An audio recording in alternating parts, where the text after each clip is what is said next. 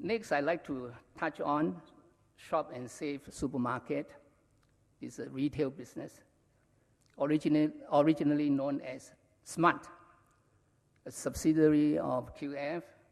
When I inherited it, it was losing about $6 million a year. I want to shut it down. The bank said no. I want to give it away for nothing to NTUC, and I begged them. And also Cold Storage, both say no, turn me down. Even worse, the suppliers with the top brand products refuse to sell to us at reasonable price under the threat of NTUC. Sorry to say that, those were the days.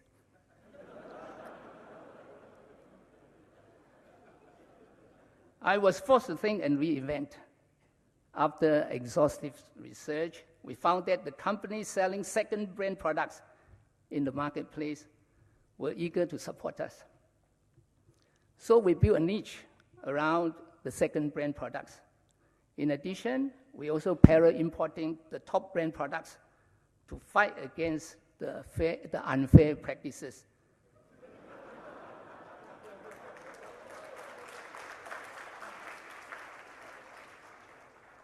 Among some of the other measures we've taken, we were importing Chinese herbs directly from China to compete against the 600-odd Chinese medical halls who were selling the herbs at exorbitant prices.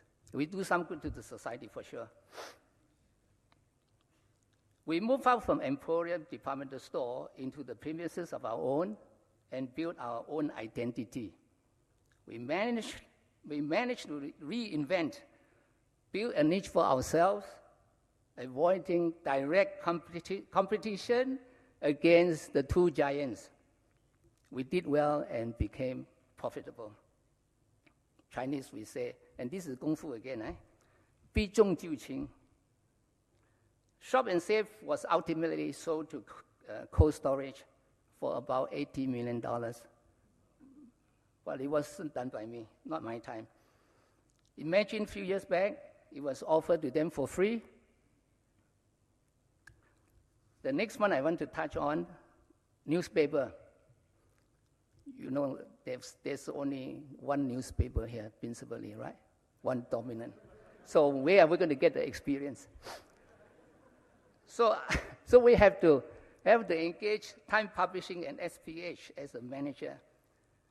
It was a weekly newspaper in Brunei, just making sufficient money to pay their management fees. I got angry. So I took back the management and converted into a daily newspaper. Our profit jumped 10 times in 3 years. But 10 times is really not that much actually, because that time they only charged us $200,000, but 3 years later we make $2 million per year. Still sizable, right?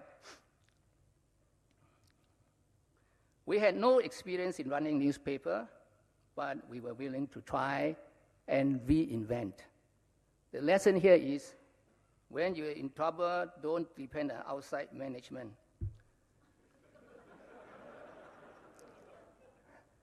Chinese we say, 求人不如求自己. I'm sure you understand. Next, Gardenia. I was saying Gardenia when I took over, it was the only business that made money, very little. But I'm a firm believer here in brand building. That's why I'd like to share my experience with you in running Gardenia.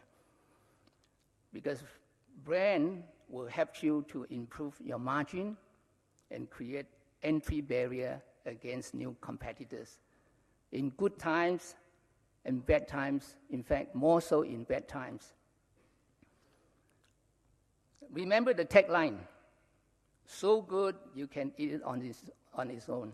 I'm sure for most of you, you must have heard that, you must have been brainwashed by this tagline. That's how we built Gardenia brand. At the time when we bought this business, it was still relatively small, with 8 million annual turnover and about $1 million profit, which I said earlier. To create the Gardenia brand of quality and freshness, we pioneered the introduction of collecting all the unsold bread the next day. We were the pioneer to introduce A&P. A&P means advertising and promotion to the bread industry in this part of the world, which enabled us to sell our bread much more expensive than any other bread in the marketplace. The consumers may not be happy with that. In Gardenia, before I left, we had a provision of 7% of the sales revenue for A&P, equal to just over 10 million per year to build the brand. It worked like magic. Sales jumped 20 times in 8 years. I've never seen so good cash flow and financial return in my whole business career. And perhaps that's the reason why we were bought out. When the Indonesians bought over QF, the brand valuation for Gardenia was over 200 million. I'm sorry, I'm swallowing my voice. If the brand valuation for Gardenia was over 200 million.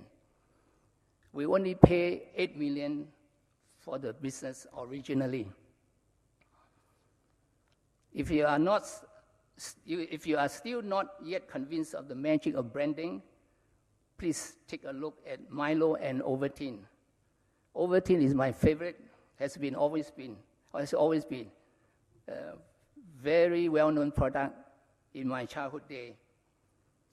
I would say Ovaltine is a much higher quality product, but they were outsold by at least 10 to 1 in the markets where they compete. The reason, Milo provides 15% of the sales revenue. This figure I guess because early on I did my research. When I was in the food business, I did my research. And that was 15%, but I'm not sure now. Whereas Ovaltine hardly spend money to build their brand. The lesson here is always build brand equity as part of your reinventing exercise in good and bad times, especially bad times like now.